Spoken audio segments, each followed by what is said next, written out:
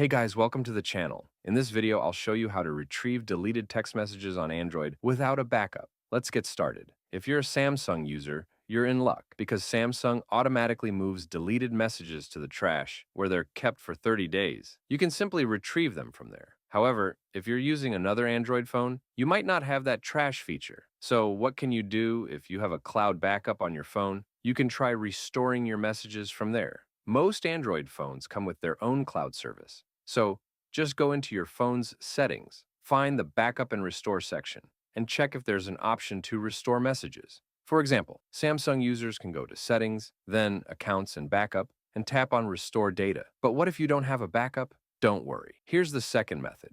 First, download an app called DroidKit. After installing it, open the app and tap on the Data Recovery option. Then choose Deep Recovery. Now select what you want to restore. In this case, tap on Messages, and then hit the Start button. Next, you'll need to enable USB debugging on your device. Once your phone is connected, hit Start again. DroidKit will check the root status and then scan your phone.